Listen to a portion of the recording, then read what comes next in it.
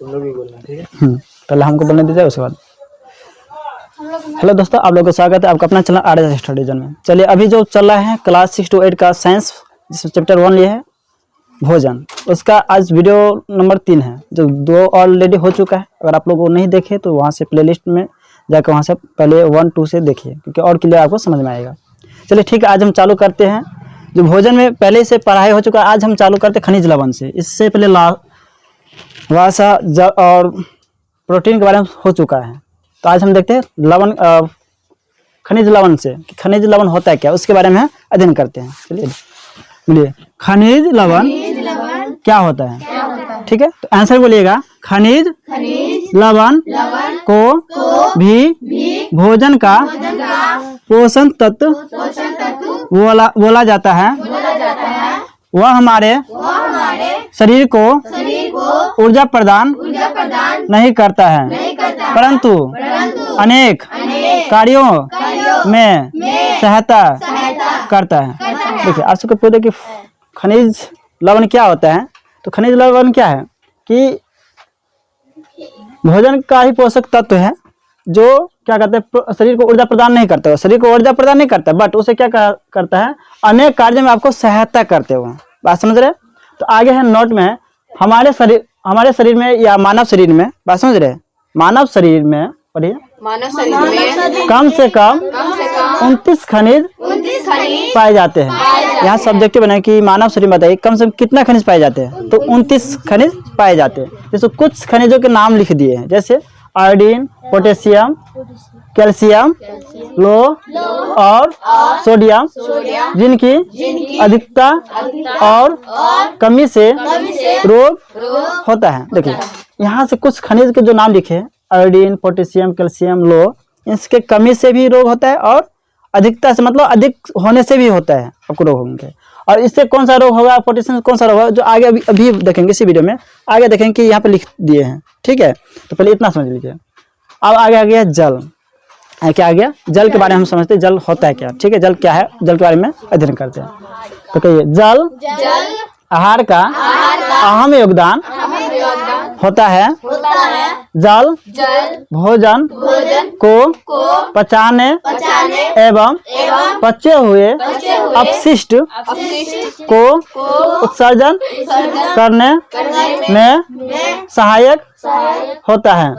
तो देखिए, जल क्या होता है, जल आहार को क्या होता है, पचाने में काम करते हैं, एवं पचे हुए भोजन को अपशिष्ट करने में आपको सहायता या प्रदान करते हैं। बात समझ रहे हैं? ठीक, आगे है नोट में, मानव शरीर के भार का लगभग 60 से 75%, मतलब 60 से 75%, 60 से 75% जल होता है। मतलब मानव शरीर के भार में लगभग कितना, 60 से, इसे जो यहाँ ऐसे लिखे ना 60 और ऐसे करके लिखे है ना, इसे से पढ़ेंगे, इसे क्या पढ़ेंगे हम, से 60 से 75% तक होता है। यह वयस्क व्यक्ति को प्रतिदिन 4 से 5 लीटर जल का सेवन करना चाहिए। देखिए, यहाँ से वयस्क मतलब होगा सिंपल एक साधारण मनुष्य को कम से कम, ज़्यादा नहीं बोले, कम से कम 4 से 5 लीटर जल का सेवन, मतलब जल, उसको पानी पीना चाहिए। बात समझ रहे हैं? एक सिंपल मतलब आप लोग जैसे है, तो आप लोग कम से कितना पानी पीना चाहिए, 4 से 5 लीटर कम से कम पानी पीना चाहिए। बात समझ रहे? चलिए, अब आगे रुक्षांश क्या पढ़ेंगे, रुक्षांश। चलिए, रुक्षांश को पोषक तत्व के तहत ही रखा गया है। इससे न केवल हमें वृद्धि मिलती है, बल्कि यह हमारे शरीर में पोषक तत्वों को पचाने में सहायता करता है। देखिए, रुक्षांश को भी क्या किया है, पोषक तत्व के तहत ही रखा गया है। ठीक है, और ये क्या होता है, हमारे शरीर को केवल वृद्धि मिलती है। इससे क्या होता है, ना केवल वृद्धि, मतलब इससे वृद्धि ही नहीं प्राप्त करते, और भी है जो हमारे शरीर को में पोषक तत्व के पचाने में सहायता करते हैं। मतलब वृद्धि प्रदान, आपके शरीर को वृद्धि करने में सहायता करते हैं, प्लस पोषण जो तत्व जो पचाते हैं उसमें भी क्या कहते हैं, सहायता पर काम करते हैं, सहायता प्रदान करते हैं। बात समझ रहे हैं? चलिए अब है खनिज लवण। अच्छा, यहाँ पे एक चीज और देखना है कि रुक्तांश के अंतर्गत क्या क्या कहाँ प्रोटीन रुक्तांश पाए जाते हैं। तो चना, मटर, सब्जी के छिलके रुक्तांश का स्रोत माना गया है। आपसे कोई पूछे कि रुक्तांश का स्रोत कहाँ माना गया है, तो कह सकते हैं चना एवं मटर और सब्जी के जो छिलके होते हैं उसमें क्या वहाँ उसका स्रोत माना गया। बात समझ रहे हैं? चलिए आगे खनिज लवण के स्रोत। अब जो खनिज हमें कहाँ से मिलते हैं, यहाँ जो अभी पढ़े थे ना खनिज के बारे में, लवण के बारे में, वो हमें मिलते कहाँ से, उसका स्रोत क्या है वो अभी हम देखते हैं। ठीक है, तो कहिएगा आयोडीन मछली, केकड़ा, आयोडाइड नमक, अदरक, समुद्री उत्पाद से हमें खनिज लवण मिलते हैं। बात समझ रहे? हाँ समझ रहे?